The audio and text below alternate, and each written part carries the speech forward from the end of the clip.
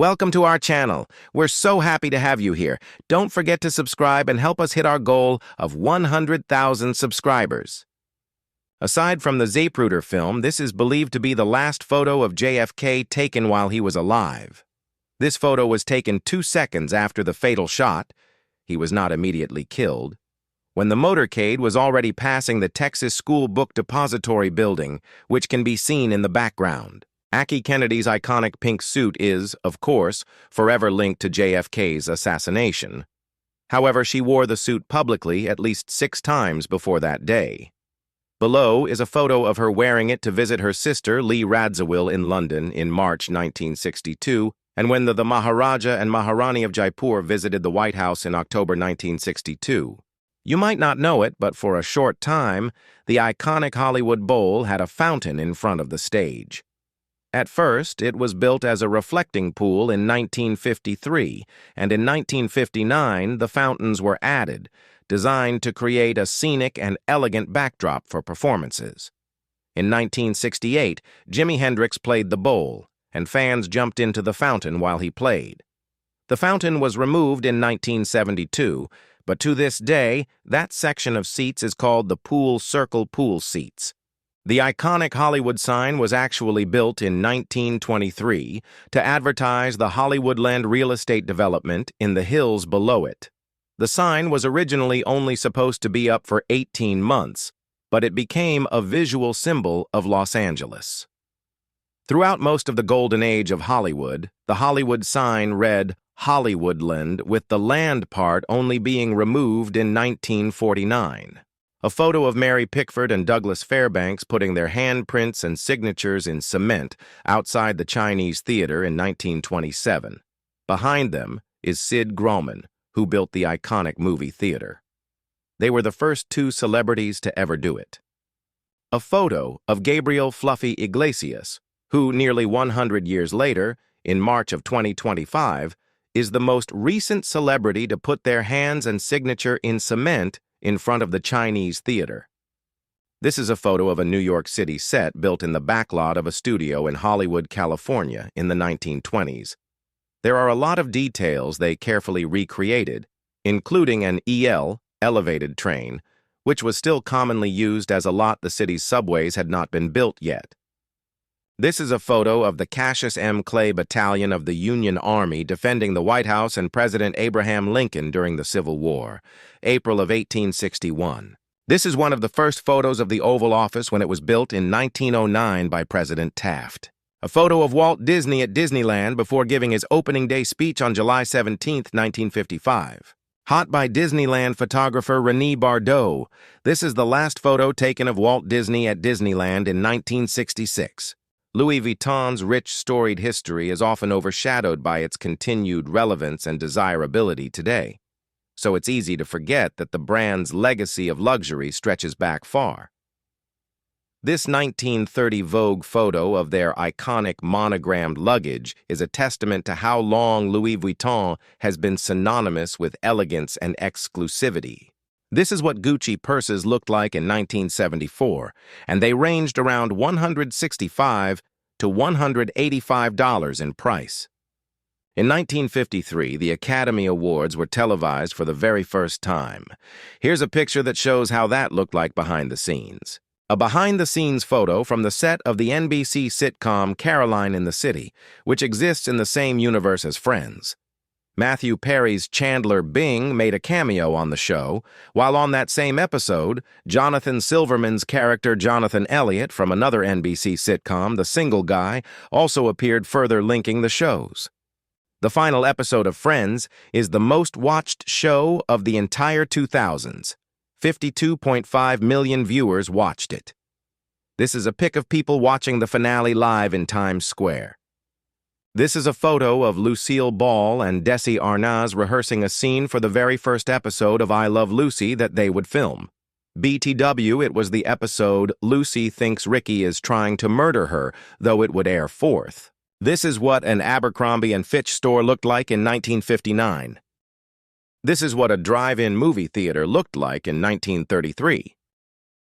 The Palace of Fine Arts that stands today in San Francisco was actually built in the 60s. It was originally built for the 1915 Panama Pacific Exposition to showcase art and celebrate the city's recovery from the 1906 earthquake. However, it was only meant to be a temporary structure, made of plaster and wood that deteriorated over time. By the 1960s, it had to be completely torn down and rebuilt with steel and concrete to preserve it. This is how NBC filmed its TV title card for the 1948 elections. Dewey defeats Truman is one of the most iconic photos in American history.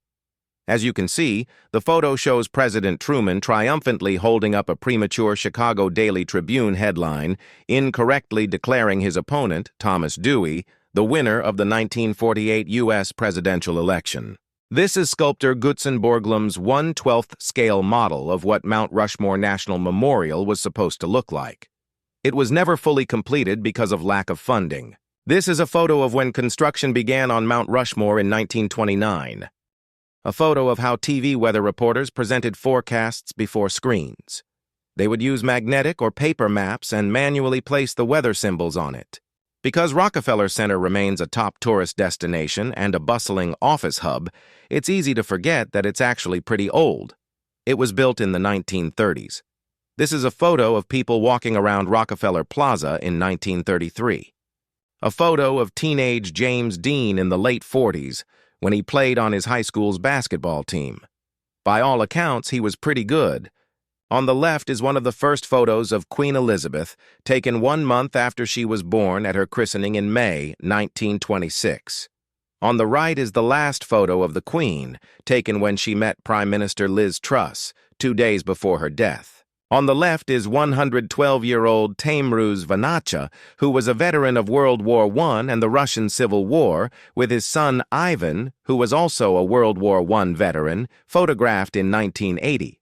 A little boy called Freddie Somar, saying goodbye to his parents at King's Cross Station in London because he was being relocated to the safety of the countryside at the start of World War II, 1939.